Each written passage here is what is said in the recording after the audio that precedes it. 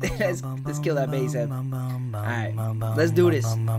I'm on the air, we got this pockets flow. It's me and Tony on the mics, we gotta let you know of current events, little gaming, sprinkle in some entertainment. We stay humble, but our moms still think we're famous. Turn up the bass and baby, maybe let that magic flow. Our spoken word is all the things you really wanna know. Having a good time on the show, T-Bows and Matty G. Tune in and hit subscribe and join us on the FAP.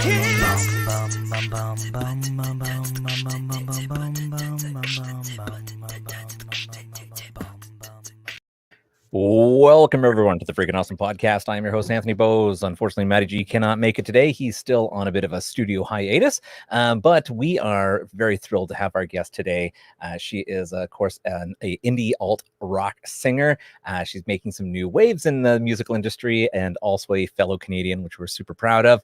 Everybody would like to introduce Delyn Gray. Delyn, thank you very much for joining us today. Hello, thank you so much for having me. Also, is your theme song available as a ringtone? Because it was amazing. I would love that to come on, or just like a morning alarm. I'd love to wake up to that. I'm sure we could make that happen. Matty G did such a good job on that. I would love to. I'd love to share that out. I'm always pushing people to listen to some of his original music because he's actually quite a really funny guy. So he actually goes under the name of Geyser.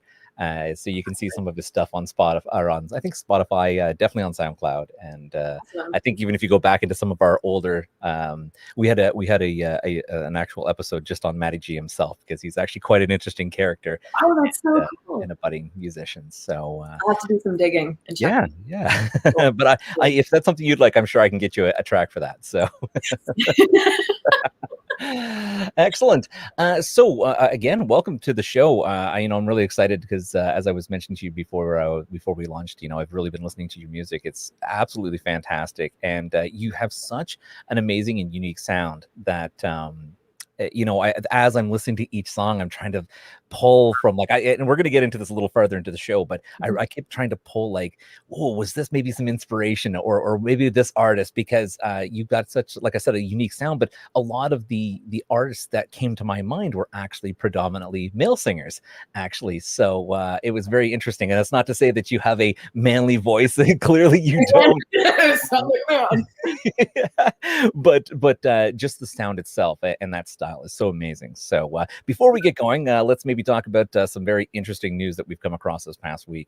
And it has definitely been a doozy for this world. Of course, from overseas right down to Florida. We don't, of course, have any news from Canadian headlines, so I guess we haven't been doing too bad this year or this week. But so the title of this one was simply "The Sperminator who's close to fathering 100 children says, 'Don't focus on me.'" So it was a very interesting story, and this is actually a New York college professor, actually, who has gotten this title. He is known to have 80 children as of the time of the interview, to which he has 12 more on the way. So he's very close to 100. Now, he is actually a sperm donor. So he basically is he's very popular amongst a lot of women, in which case, because of he's actually quite a good looking guy. He is clearly a very intelligent man because he is a college professor. But on top of that, he is very willing and ready to help people. Now, it's a very interesting article that kind of goes into, they don't really say why he does this other than the fact that he really enjoys helping people.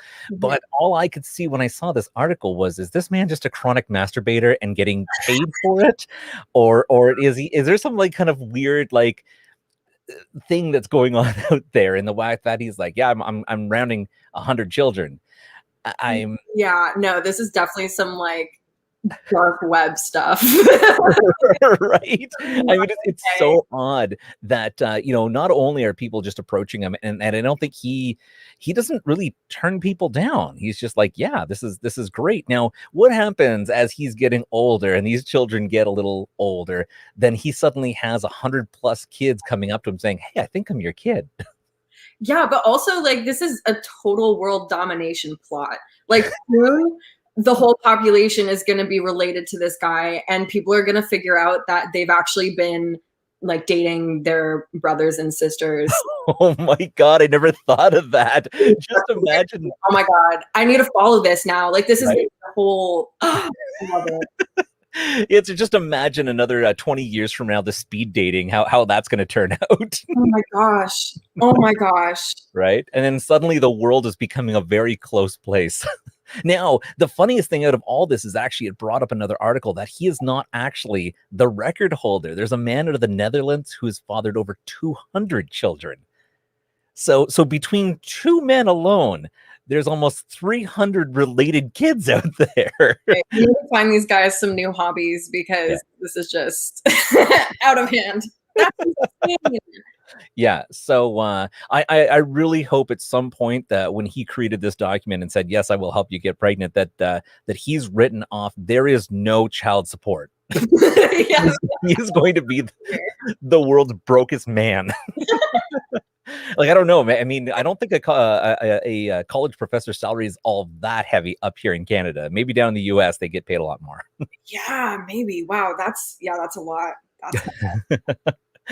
Now the follow-up, so I've got a bit of and I'm going to be tracking this one because we always like to try to follow up on where this goes, and I can foresee that this one is definitely going to be popping up in the news again at some point down the road. So I hope it's not for the worst end of things, but there was to kind of turn things to the same page, but yeah, maybe a little ever so slightly. There is a married couple actually out of India. And their issue they've got right now actually is a man is seeking divorce after his wife's fear of cockroaches has driven them to move 18 times. What? So, like, have you ever had a phobia of something, like be it a... Oh my gosh, spiders just are not a thing that I can handle. I had my mom come down to my room the other day to remove a spider for me, and it's ridiculous, but wow, I would never dream of getting someone to move because I had a spider in my house. Right. So that, I guess that's something that maybe people now when they get together and they're starting to meet each other on the internet or something, or through family or friends or something, you got to start asking about phobias or fears. So what happened with this gentleman was, of course, he is an architect, and he had absolutely no knowledge of his wife's fear when they, of course, were dating or anything like that. So they, of course, got married back in 2017, beautiful wedding, had absolutely zero problems. And then suddenly one day she walked into the kitchen and just screamed bloody murder. So he comes running in, she runs out and says, there's a cockroach in the kitchen. So it's in India, and it's a perfect environment with humidity and everything. So the cockroaches are, of course, very popular down there. Mm-hmm. And he I guess didn't think too much of it and said, okay, well, I'll go take care of it. He took care of it. And the moment afterwards, she refused to go back into the kitchen ever again. He said, well, I took care of it. She's like, no, we need to move. So he was a little reluctant and said, okay. And they bought a new house and they up and moved everything and they moved on. Well, sure enough, wouldn't you know it, it happens again. And it got to a point that he eventually had to take his wife to a psychologist to say, listen, there's got to be something we can do to fix this issue. She refused to take medication that was prescribed to him, saying, listen, I'm not crazy. He's crazy, that he is okay with there being a cockroach in the house. Oh my gosh. So this kind of went back and forth for a few years, into which he eventually just had to say, after multiple counseling on multiple things, like, no, I need a divorce. I can't keep moving. Like, he finally, after the 18th move, put his foot down and said, no more. I'm sorry, man. 18? That's like, how do you let it get that far? What is she doing for you that you stick around for 18 moves? 18 moves. My question is, why did it take 18? What was special about the 18th move that you said, nope, 18 is enough? Yeah, I'm sorry. My threshold here, 18. Right? Yeah. Apparently he set that bar at 18 and then finally had to say, no more. Wow. Oh my gosh. I wonder if he's going to join the crew of the sperm donors. the sperm donor called. It's got to be better than this, Literally. right? Unless that guy ends up having 100 children that all fear cockroaches, in which case he's in a lot of problems. Yeah, So he eventually basically, and it was so funny that I guess it got to the point where his wife was saying, no, he's actually just trying to say that I'm crazy and have me committed, and to which every person they went to said, there's nothing we can do for you here. Like we can't. Yeah, like this is just ridiculous now. So I don't know, I guess in a world where if you have a phobia or a fear or something, you need to help yourself before you start counting on a lot of other people. So and this is coming from a guy who had a spider actually crawl out of his ear once. No. I know. I was sleeping. I was camping actually in a public place, and I woke up and I went out to one of their large open camping bathrooms, and I was splashing water in my face, and out come two little legs and crawled out of my ear. And I'll tell you, you've never heard a man scream like a little girl in his life. Oh my God. Yeah. So there's a horrific little fact for you. And I don't know if you've ever seen a show. It's called Raising Hope. Yeah, I have. Have you seen the girl who wears a nylon over her head as she sleeps because she's so afraid of bugs crawling in her ears or spiders crawling in her ears? Yeah, I actually contemplate that every night. I'm like, do I? It's genius. Yeah, I'm like, I could still breathe and not worry about a bug ever crawling in my head again. So or eating them. You read those I don't even know those articles about how many bugs on average humans eat at night, and it's just stupid. I never want to think about that. But yeah, the nylon would just keep that from ever happening. So. Right. Did you know that there's actually a certain allowance of maggots that are allowed to be in cream of mushroom soup? Oh my God, stop. There is for some, and I'm like, wait, this happens enough that you actually you have a percentage of allowance that you can put in cream of mushroom soup. That is not. I hope you're not a huge fan of cream of mushroom soup. I may have just ruined that for you. Oh my God. I used to be when I was a kid. Oh my God, that was huge. Wow. Wow. I hope I survived that. I hope that doesn't come back to bite me. Right. Well, I mean, what they say, what doesn't kill you only makes you stronger. So. Oh, for sure. Yeah. You must have a wonderful tolerance to maggots, I guess. Oh, Lord. Well, now that we've horrified you with that thought, let's turn things to a lighter note and talk about you and your fantastic music you've been putting out. So what got you? I mean, I think I did a little reading. Of course, we always do a little digging into people's pasts. Nothing, of course, scary or frightening came up, but you came from a very musical house. Is that correct? Yes, I did. My father's a musician. He was in a bunch of bands while I was growing up and was working on his own music, got us playing when we were young. He'd always have a guitar around. The piano would always be open to anyone to play. And my parents loved playing music out loud in the car, in the house, outside. We were always singing, dancing, just, very musical house. It was great. Yeah, that sounds like a really fun. I mean, did you do the traditional, everybody around the piano for Christmas and singing and playing music and stuff? Oh my gosh. Yeah. My sister and I took piano lessons, and I had to learn all the Christmas songs I possibly could. And we had these massive Christmas parties, back when we could gather. Yeah. And, it was fantastic. Everyone would chill around the piano and amazing eat and drink and be there. But that is that perfect picturesque Christmas that I still am a big fan of. I think I hope at some point my family will get there, but I don't know, it might be a bit of a lost cause at this point because my kids are of course buried into technology and love that, and if they're watching anything that's Christmas related, it's either a movie and or something that's on YouTube. But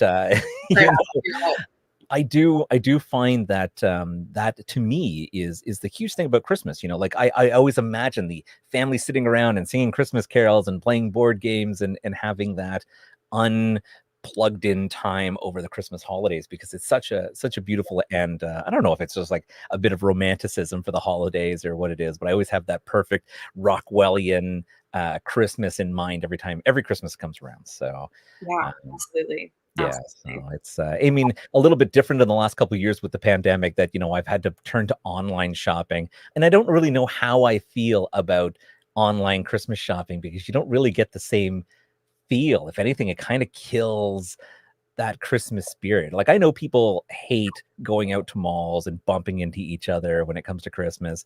I don't know. I loved it. I know the employees want to kill the customers by the end of the day because they've listened to the same Christmas music like 15 billion times in the course of a shift. But to me, I'm just like, this is great. I'm gonna go and shop and yeah. Exactly. I agree. Something special about it for sure. Yeah, so that's really, really cool. So when you started, of course, and you were playing the piano, and I believe you also play the guitar. Yes, yeah, self-taught. So I don't like really play, but I've been taking online lessons through Fender Play, which has been really fun. Okay. And I used to be a choir girl as well. 7 years, I was part of a youth choir, and Very nice. Yeah, left it around 14 years old. Okay. Yeah, I guess you always get to a point where you're just like, I don't think I'm getting a little bit old to be doing this. Right? Yeah. I don't think this is for me anymore. Yeah. Yeah, but I mean, clearly it's paid off for you. Not only do you have the musical talent, you have such an amazing voice, very, very unique.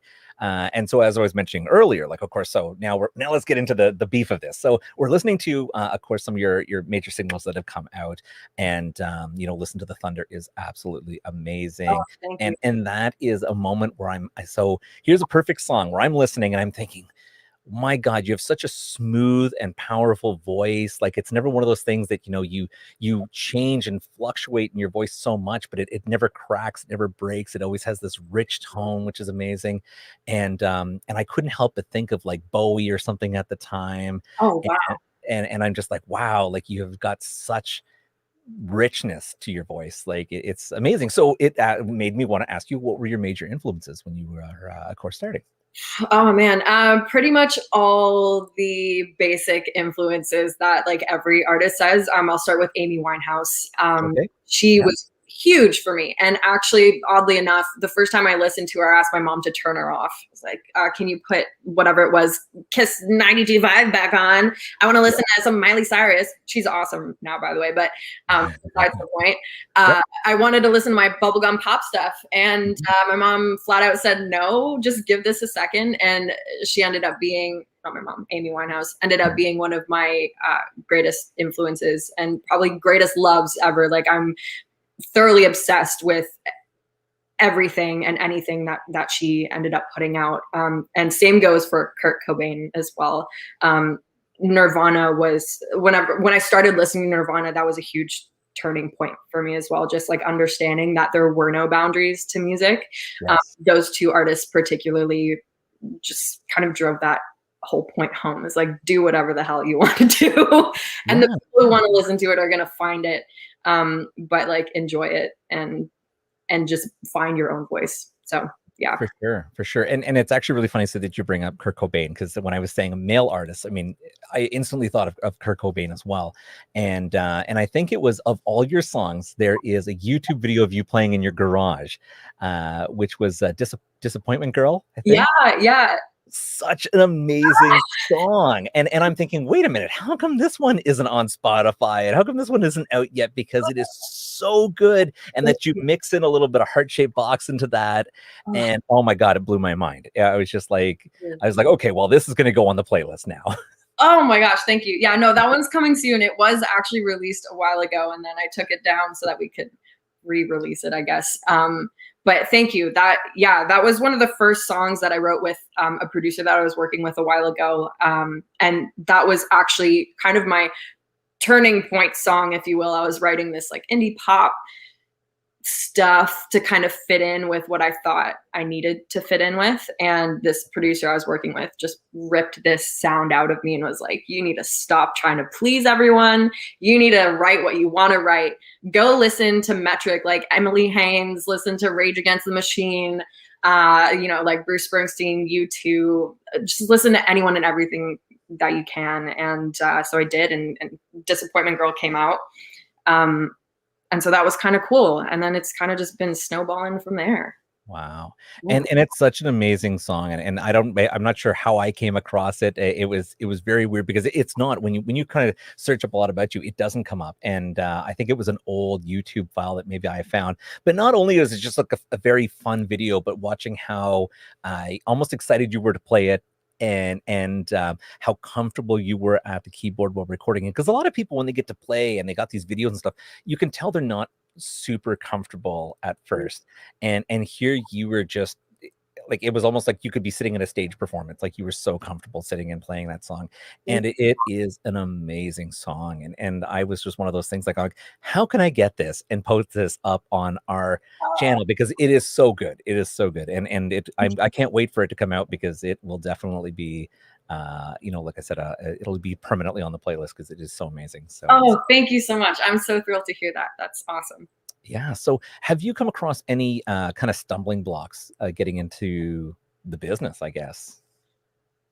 So many. Well, and I'm always interested, because I find we talk to a lot of male vocalists and then female vocalists, and I hate to say it, but as much as things have come a long way, things are still very male dominant and very in so many areas. So I'm curious, from your point of view, how are you coming across, and what kind of roadblocks do you come across? Yeah, absolutely. Yeah, it is a shame that it's still kind of the reality of the industry. I can say now, I'm kind of in this place where I've been the most in control of my career, if you will. And prior to that, so I guess I've been doing this professionally, seriously, however you want to call it, for 5-6 years now. Okay. I came across a lot of just absolute douchebags. Like, and they're all white old men. Like, and that's just what it was so funny for me to be like a little 14-year-old or whatever I was. I think I was 15. And, I was just so in awe of, people that I was working with and people that I was meeting. I was going to conferences to network and all this stuff, and was just so utterly disappointed with everyone that I ended up meeting. I was at CMW once, Canadian Music Week, and I don't even know what possessed me, but I was like, I'm going to walk straight up to this record rep and just ask him what I can possibly do to get his attention. Like, an artist like me, a nobody that no one knows, what can I do? I'm not asking for your business card now. I'm not asking for anything from you. I just give me like a tip. Yeah, for like, sure. are you looking for engagement? Are you looking for a good song? What is it? And he flat out looked at me, laughed, and said, "Sweetie, you chose the wrong person to talk to today," and like walked away. And I was astounded. I was this little baby just trying to do my thing. And like, I'm a very socially awkward person. I'm very anxious in social settings. And it's weird because that's like, put me in front of a piano, in front of a crowd, I'm fine. But all goes away. Yeah. Talking with people, networking, not happening. And so it was a huge deal for me. And for that to happen was just such a smack in the face. And I was like, wow, okay, this is a taste of what it's actually like. Like, no one gives a shit about you, especially if you're a little girl. And a few people I worked with as well, like, just thinking about it more recently, actually, the relationship was so condescending and so, I don't even know, it's just toxic in so many ways, man. Like, people were commenting on what I was wearing when I walked into the studio to like record a song. No one's filming anything. I'm not doing any kind of like content. He's like, "You don't look like an alt rock artist." I'm like, the fuck does that mean? What do you mean I don't look like an alt rock? I'm not trying to be anything. Like, I just look like Delyn. Like, I just chose to wear this. How does that have to do with anything exactly that I'm doing in the studio?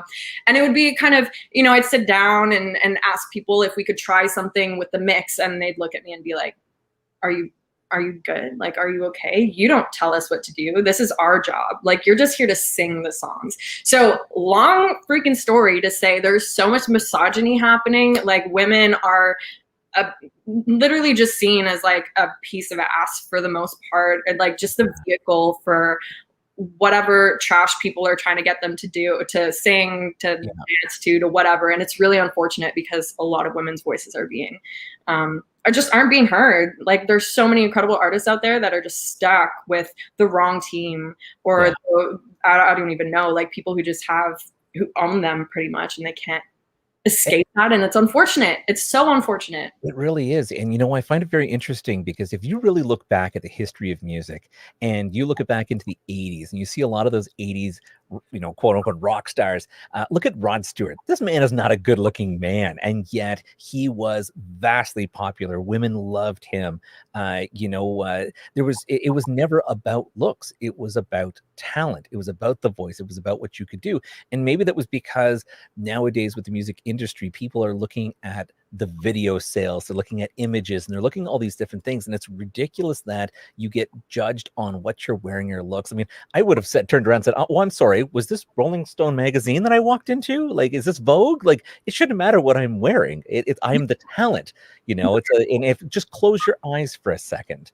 And again, if I were to close, or even if our listeners were to close their eyes or not actually watch the live video and just go back and listen to the playback or listen to your songs, your sound and your image are two completely different things.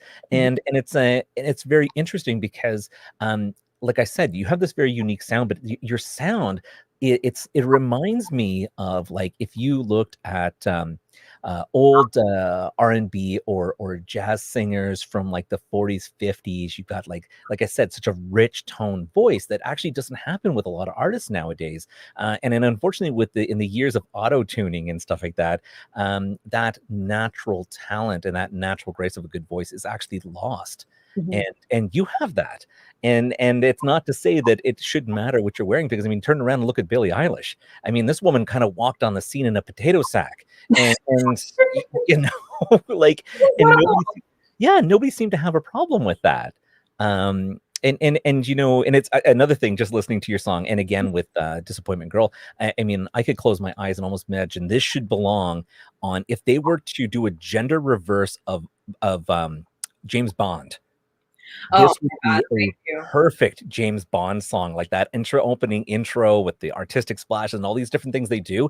Add a little bit of brass into that, and I'm just like, oh my God, this could be the next Bond song. So and again, I really urge everybody to go and try to find this video, or I'm going to try to capture it somehow and put this up on our site, because it is just breathtaking, and you have so much power and feelings behind it that it's really nice, and it's so relatable to so many people as well. Thank you so much. Very, very cool.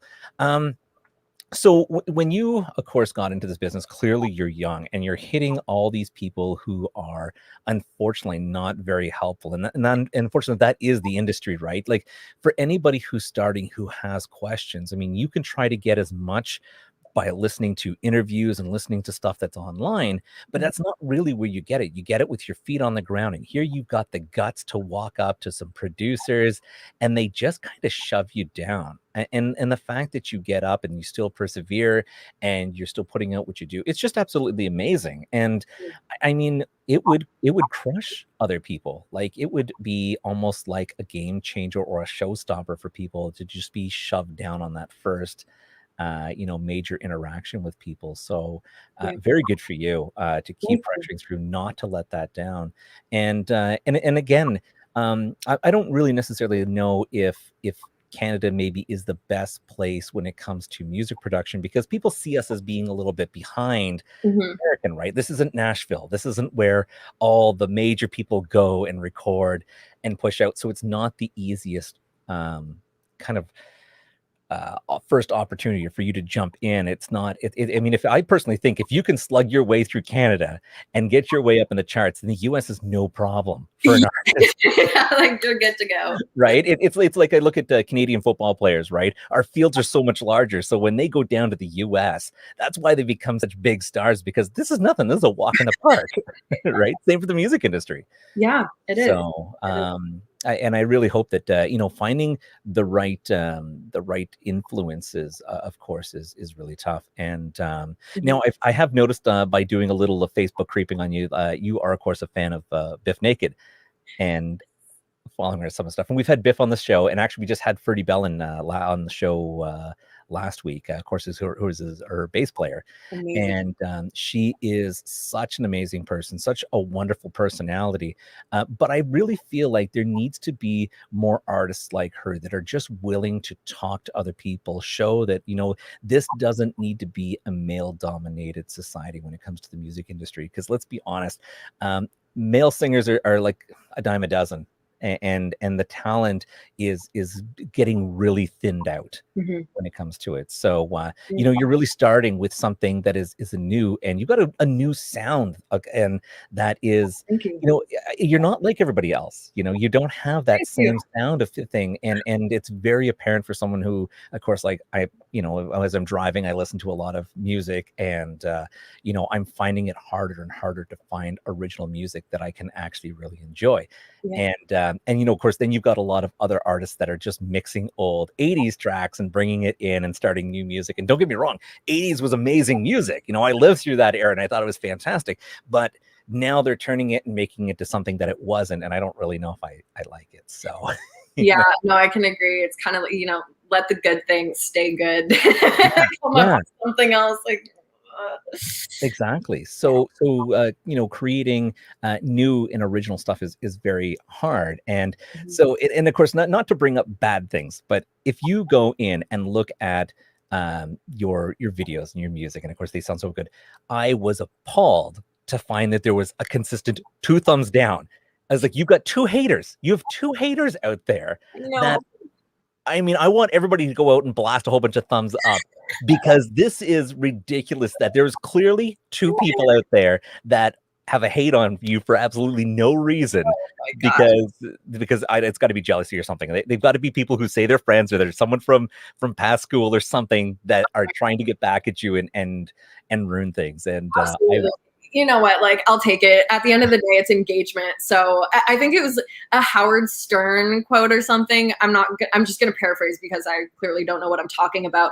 But he pretty much said, you know, I don't even know, like 80% of the engagement that I end up getting is from people that hate my show. Like 80% of people who hate my show watch it longer than the people who actually enjoy it. So like, yeah, I'll take as many haters as I can. You guys are making money. We couldn't wait to see what he had to say next, right? So it's like, the people who love it can't wait to hear what you have to say next, but the people who hate you can't wait to hear what you're going to say next. Exactly. So yeah, give me a thumbs down and show all your friends my video, so they can then show all of their friends and talk about how much they hate it. Like, that's right. Cool, man. Yeah, you know what I mean. A view is a view, I guess. And you know, you have the right you know, the right positive outlook. It's just like, you can't please everybody all the time. It's unfortunate because, like I said, the music is fantastic, and you really, it should have been all thumbs up. I mean, it bothered me. I guess I'm looking at this, I'm like, what are you, insane? How do you give this song a thumbs down? Thanks. It keeps you humble, right? Like, everyone's gonna like your stuff, and ultimately you have to be doing this for you. Like, even just going back to those men, and I mean women as well, who didn't give me the time of day, like, you're gonna come across that in whatever it is that you do. And if you let that stuff get you down, like, you have bigger problems ahead of you. So don't, like, just shut it out. I'm actually, shameless plug, releasing a single in 2 days on Saturday. Amazing. And it's called Daddy's Love, and it's pretty much all about people who project their bullshit onto you and kind of keep you from reaching your full potential because they have something that happened to them in the past or whatever the hell that's making them resent you for some reason, and just having to block that out and move past it and do your thing. And so I call out someone's daddy issues in this song, and it makes me feel like a badass, and I hope that it makes a bunch of other people feel like a badass too. I'm just like, yeah, screw you, I'm gonna do what I'm gonna do. Thanks. Exactly. So it's good. You have taken some advice. You're going to do what you do. You know, you took that producer's advice, and it's good, right? Because in the end, you have to sing what not only kind of inspires you, but and that's really where a lot of this love of music, right? I mean, you're creating something that reaches other people. It may have inspired you. It means something to you, but you are one of many who feel the same way about something. And it sounds like it'll be really good. I did see I think I saw a photograph for it, so I was going to bring it up. So it's very good that you mentioned it. So I look forward to that. And of course, when that comes out, we'll make sure we put that up for people to listen to. Thank you. Yeah. When so starting off, do you feel like, just to go back and revisit like that interaction when you were young, do you feel like originally people weren't giving you also maybe a little bit of credit or comeuppance because the fact that you were young? Like, I mean, at what point in this industry do people look at you say, no, you're too young? Oh, but wait, now you're a year older, you're too old. Yeah, right? there's no sweet spot. Like there really isn't. So long as you don't allow people to mold you into whatever they want you to be, you're going to be the wrong fit every single time. Like you need to make sure that you find the right team, the right people who are going to get you in front of the right team, the right people to kind of keep things progressing. But yeah, I came into this when I was 15, 16, and it just, yeah, no one took me seriously. They're like, yeah, you don't know what you're talking about. I've been in this industry for years and years and years. You need to do this, this, this. And I'm like, but I don't want to. And they're like, oh, well, you can't not do that. This is how it is. This is how it's always been. Like, but why? Yeah, Like, why exactly. can't we evolve from that? So yeah, it's really hard. And I'm 21 now, and I feel like I'm on the brink of like being too old for this industry. I'm not stopping anytime soon. But it's definitely like a weird feeling like, oh wow, I don't think labels are really going to care about me in a couple years. What does that mean for me and the team? It just means we're going to have to do it independently for as long as we can and hope Yeah. that people find it organically. Yeah, it's hard to say with the answer, right? I mean, look at someone like Tones and I from. I mean, she was a street musician for so long before someone actually found her, loved her sound, and wrote her. So I don't know if, and I mean, I know when you're struggling and you're grinding through the sludge, as they say, and trying to get that name made out. But you know, it just takes that moment where you cross the right person at the right time, and some of it is luck, some of it's a little bit of magic, I guess. But you know, you really can't give up that dream, because it's something that clearly you love based from your music. Oh my And I definitely feel like you know you're going to go somewhere with it. And God. it's hard to say, because it's true, there's a lot of artists that didn't actually make it big until they were much older, and it's hard to say, did they just come out of the kitchen singing one day and someone, hey, that sounds great, or have they been doing it since they were a child, you know? It's not to say that it actually is better either way. I mean, look at people that were child singers that ended up having a really hard life growing up because they were just too young for the industry. Mhm. And then there's other people who are older who look back and say, well, why didn't you start doing this younger? It's like, well, I tried, but someone didn't see me. So Yeah, yeah, it wasn't like I wasn't there, guys. yeah, exactly. So you know, you got to keep sharing, keep doing what you're doing, and you know, we're more than happy to share it as well, because I really believe that you got some great sounds, and I look forward to watching your career and seeing where things go with it. And Thank you so I think much. it's absolutely amazing. Thank So I do have a second little part here. I want to bring up what we call our rapid, or our slightly slightly slower than average rapid fire questions. Love it. Greg, I got a few questions for you, just for our listeners to get to know you a little bit better as a person. Okay. So, and they're not something that's obviously too intense, but if you're not 100% sure of the answer, you could just say pass, or that you want to move on to something else. So, Okay. Got it. I'm ready. okay. So the first question I have for you is, what is your earliest childhood memory? Oh my gosh. Okay, really cool, and it is music related. Well, I think it's really cool. People are gonna be like, wow, that was the story. So I don't know what trip I was on with my parents, but we had this road trip and ended up at a hotel, staying at a hotel. And I was sitting on the hotel bed, and my dad was sitting in front of me, and he was serenading me with his guitar. And I just remember being so mesmerized by whatever the heck was going on in front of me. Like, I don't actually think I understood what the music was, but I felt that for the first time. I think it was the first time that I actually felt music. And it's a feeling that I've been trying to carry with me the whole way through like my process with writing and just musical career in general. And so that's a really cool memory of mine, just because it's been something that stuck with me since it happened pretty much. But whenever I get that feeling, it brings me back to my dad playing music to me on that hotel bed. That's amazing. I love that. Yeah. All right. Okay. If you could, what made up word would you register into the English language? I don't even Like, have you ever like bumped your elbow and instead of swearing you just created something and you're just like, yeah, that's what I'm gonna go. Like, Oh my God. Okay, I haven't because I'm not that creative, but I was in the kitchen once with my dad and my sister, and my dad was telling us about how we shouldn't swear when things happen and how we should come up with words instead of swear words. Yep. And my sister and I are like, hey, yeah, whatever, dad, who cares? And he's like, no, really, like if something bad happens, if you stub your toe, if you burn yourself, like make something up, just like scream something random like Shafaznak. And my sister and I were both like, he's fucking lost it. Like, what is going on?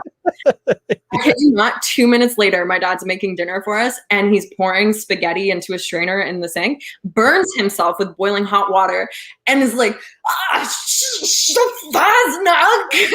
And my sister and I couldn't believe that actually happened. So if I could, Shafaznak would be part of the English language. yeah, that's good. I actually like that because with the way that the media is with people, and all of a sudden you hit it big, and all of a sudden like you might accidentally swear out in front of a bunch of children. Shafaznak at least would be really good, right? They can't be like, we don't know what she was talking about, but at least she didn't swear in front of the kids. Exactly. And it's like a mix of all the swear words, right? Like you just get everything in there. So you're winning. You're winning all day. Yep, that's a great blend. I like that.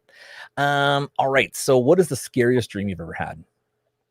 Oh God, recently, this is horrible. Only for me, I have a really bad fear of the dentist. Like I just hate all things that have to do with touching my teeth. Like just don't play in my mouth, please. Thank you. Lately I've been having nightmares of my teeth falling out. But in like the grossest ways, like it'll be like pieces of them start coming out and I don't notice until I don't even know, like my tongue is through the hole in my, like it's disgusting. So that teeth. I've had those too. I have that exact same dream. It used to be reoccurring. I'd look in the mirror and it'd be like, oh, what's going on? And like the tooth would fall out or piece, or it would peel off in layers.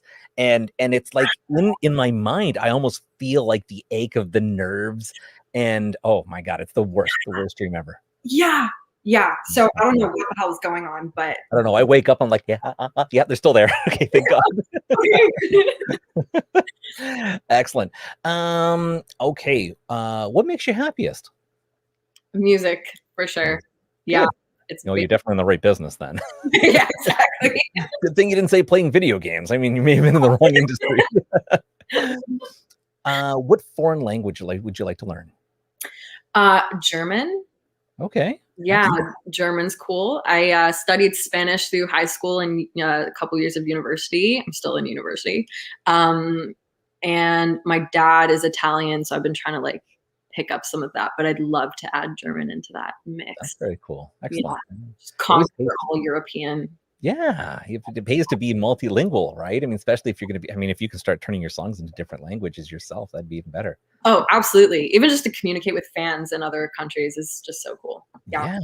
Or at least have to find the bathroom. That's my main thing. I'm worried I'll get stuck in another country and I can't find a bathroom. Oh my God. Okay. I went to China when I was a kid. Sorry, I'm probably going overtime with this. But we went to China as a family vacation, and we were at this massage parlor, and my dad was the only one who spoke Mandarin. Like the man is insane. He learns languages before we go to countries. Okay. So he speaks like virtually fluent Mandarin, and he goes to the bathroom and he's like, okay, girls, if you need to go to the bathroom, this is what you say. And my mom was with us and we were all like, okay, yeah, whatever, dad. Cool. He's in the bathroom and we're all like, oh my God, we should definitely go to the bathroom before we get our massages. And, we completely forgot because we weren't really paying attention to him when he told us what it was. So my mom starts acting out a bunch of stuff. We go to this poor woman, like this poor woman does not deserve it. But we're like, the bathroom. And I don't know why people like tourists think that speaking English with a wider mouth makes it make more sense. But we were doing that. My sister and I are like, the bathroom. And my mom is like making, I don't even know. She's like squatting down. Wateranga. The wateranga. And we're like, I'm sorry, that's the second word I'd like to make part of the English language is wateranga. Like wateranga. What that is or where she got that from. But yeah, that was my funny bathroom story. That's funny. Yeah. A wateranga, the crazy mom version of going to the bathroom in a foreign country. That'd be a good definition. That's really cool. If you could go to any decade in time, what would be the one you'd like to live through? The 90s. Okay. I'd say the 90s. Like, just because I'm mad that yeah, I mean, answers the question again. I'm mad that I wasn't born a few years earlier so that I could live the 90s. Like, I was 99, the cutoff, and I didn't really get to experience it all that much. But yeah, I don't know. I think it would be cool, mostly because Nirvana. But That's rock and roll, right? yeah. Right? Yeah, it's true. It's true. Grunge. I would love to, like, yeah, just experience that energy. Holy crap. Yeah. Yeah. I often look back and think, my God, I wish I had the opportunity to go see like a Nirvana concert live, before it tragically broke apart. But yeah, that's it would have been definitely a game changer. So for all those people out there who did get to, I do envy them. So Oh, absolutely. Yeah. yeah. What was the first movie that made you cry? Probably Titanic. Like, Okay. the movie, I probably cried at some cartoon that I was watching when I was a kid. Oh, you know what? Maybe High School Musical, when Okay. like the two, I don't even remember the plot of the movie anymore, but that teenage me or tween me, totally emotionally broken by that movie. Okay. All right. Oh, okay. This one's a newer question. Of course, Maddie added to the list, and this one's always fun. Toilet paper, flap inside or outside? Outside.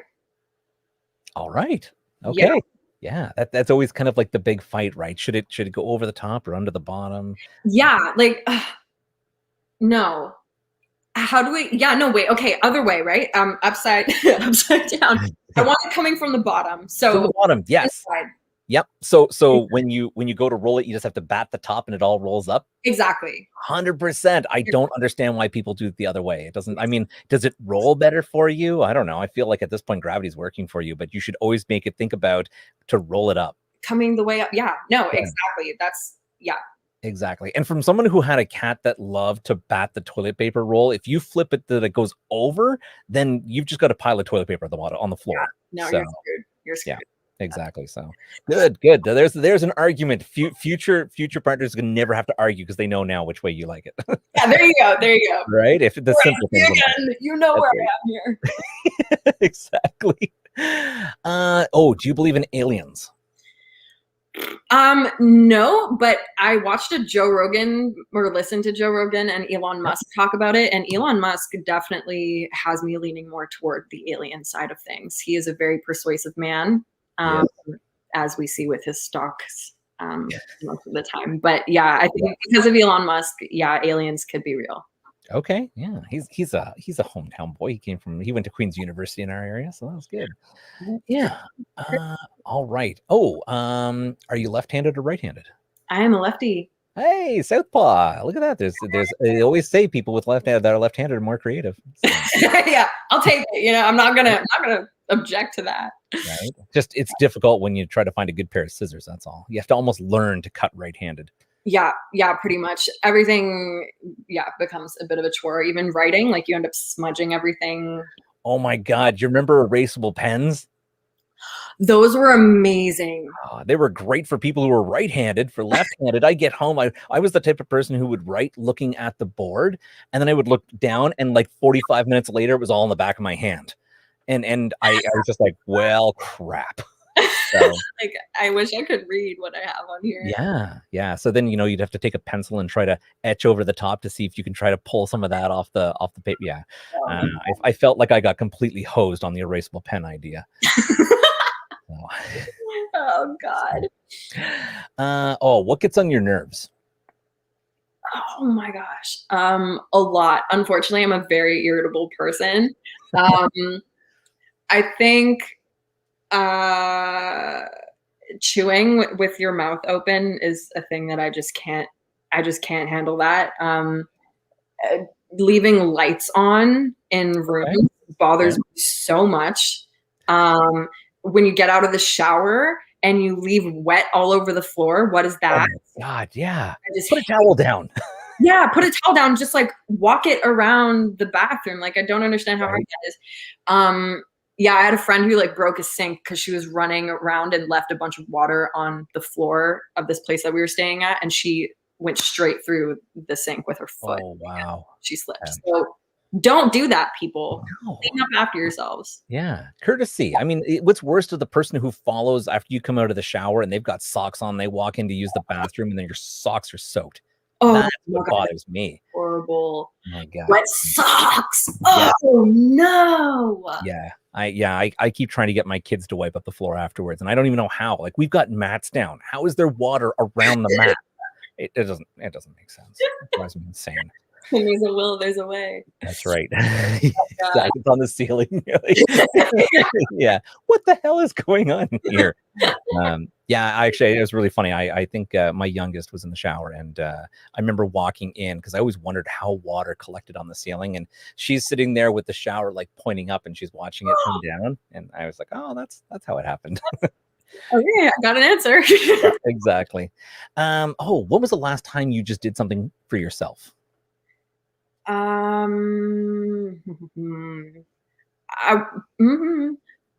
Probably beginning of last month. I took some time off work, which was nice. I work for a not-for-profit organization, so I actually have like a 9 to 5 as well as my musical stuff. So yeah, I took the week off and moved into a new apartment and just kind of settled in. Yeah. Very nice. Really glad. Congratulations. Yeah. It's not the same, I guess, as like, oh, I'm going to go and buy myself something, which I guess you can't really do that much unless you're on Amazon nowadays. So it's, yeah. But you know what? Moving into a new place, that's always good too. Yeah. So, a little bit of your own private space. Are iPhone or Android? I'm an iPhone girl. For sure. You know what? I fought it for a long time. I had an iPhone. I hated the fact that everything was so constrained. I hate the fact that I had to keep plugging it in to sync to my computer. Now they fixed that with the cloud, and you don't have to worry about it. So I actually feel like Apple's come a long way. So I'm now a very big iPhone advocate, whereas it used to be all Android. So, but that was my tech side of me. I was always like, open source. You could do anything. Look, you don't have to pay for things. You just load it onto your phone. Yeah. Not that I wasn't doing anything illegal. Yeah. Yeah. Well, not free. Yeah. It all depends on how you put it together. Okay. What do you do when you can't fall asleep? I actually write. I'll write. Sometimes I get up and I'll make like a cup of tea and sit on my couch and play guitar until I get tired. Normally I'll pop a melatonin or two if I just really cannot get there. But yeah, that's pretty much it. Cool. Just grab a turkey sandwich and yeah. For some reason.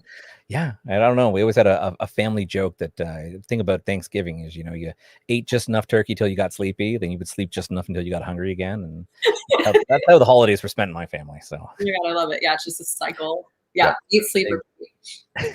Exactly. What's the best thing you've ever eaten? Oh man. I don't know, probably something in Italy. We went to Italy a little while back, and the pizza there is ridiculous. Honestly, everything there is ridiculous. Like, that sounded so stupid. Yeah, I went to Italy to eat the pizza. But no, honestly, like, I don't even know, some kind of Italian dish for sure. Yeah, okay. I'm part Italian, so I'm biased, but that's right. Well, I don't know.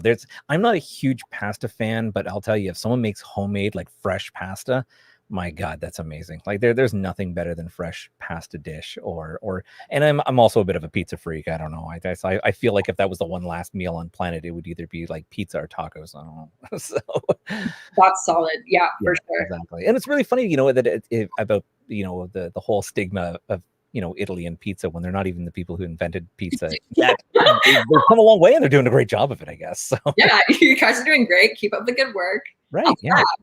We'll just run with that popularity. That's all good. Yeah, for sure. I'll question it. Yep. Okay. Have you ever had a crush on a TV/movie, like, fictional character? Okay. Yeah, this sounds really stupid. The Lion King, Simba's. No, it wasn't Simba's son. Simba had a daughter. Scar's son, Kovu, was it for me when I was a kid. Also Aladdin. Okay, yeah. Yes. Disney's, yeah. Disney really gets you, right? They really tug on your strings and make you feel like, I want to live a Disney life. Yeah, also distorted. Weird that I was in love with a lion, but whatever. We can pretend that that's not disturbing.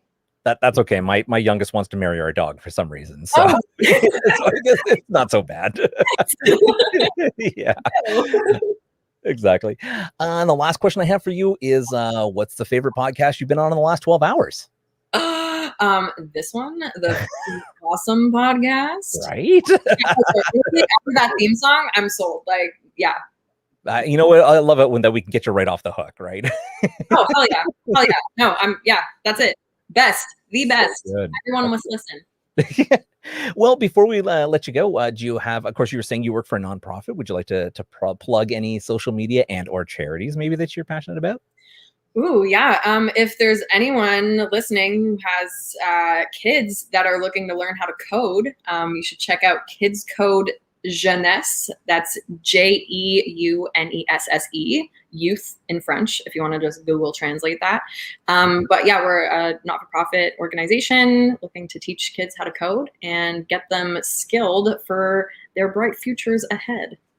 Amazing. That's great. You know what? I'm thinking for my youngest, that might be a good thing. I keep seeing this teach your kids to code. And I think, and I went into the IT industry actually after being a graphic artist for years and years and years. And when I went to retrain, I thought it was very interesting because there was kids coming out of high school with more coding knowledge than I had. And I was just like, well, what the hell is going on? I mean, I was never taught that. I was lucky we even had a computer when I was in school. So yeah. Well, this is the thing. Yeah, we're working to try to make that more accessible across the board just because there are so many schools as well, high schools, elementary schools that don't have access to that tech or programming for that matter. So yeah, we're trying to bridge that gap and get more kids skilled up. Yeah, that's great. Plus, in this day and age, I mean, if you're having problems finding friends, at least you can make one. Oh, absolutely. There you go. Like you're set for life. Oh, until Skynet takes over. So yeah, for sure. Or at least you'll have the knowledge to shut them down. Well, that's amazing. What about social media? Can anybody find you on your social medias or what they should look for? Yes, absolutely. It is at Delyn Gray. I am most active on Instagram. So at Delyn Gray Instagram. I am Delyn Gray on Twitter. And then it's Delyn Gray for Facebook. So you can find me there. I will soon have merch available on my website as well. If anyone's liking the music and wants to rep a shirt, that's DelynGrayOfficial.com. Very cool. We'll make sure that for our listeners on the road who haven't had a chance to listen to this live cast, that we will put a wonderful picture of Delyn up on our website under our guest section, as well as a slot to all her social medias and her website, which I'm sure will be up by the time this releases. And if you want to reach out, I highly recommend that you listen to her music, and clearly the merch will be really cool too. So definitely reach out to her, pick something up, and let her know that your friends from the Freaking Awesome podcast sent you. Yay! Thank you so much. Well, thank you, and I really appreciate you being on the show. And we'd love to circle back around with you after the summer. I hopefully think that I'm positive that COVID's going to let up. Things are going to get back, and you're going to be back out and doing shows in no time. So I hope so. Fingers crossed. Yeah. So, and of course, if you're ever coming down to the Kingston area for a show, you have to let us know. We'll make sure that we take you around and show you all the coolest places. Yes, absolutely. That would be amazing. For sure. Excellent. Well, thank you very much again. I hope you've had a wonderful time. We definitely have. And I say we because I'm used to speaking for Maddie and myself. But definitely, I can imagine our listeners are. So thank you. Thank you. This was awesome. Excellent. Thank you. And have yourself a wonderful evening. You as well. Take care. Take care. Bye.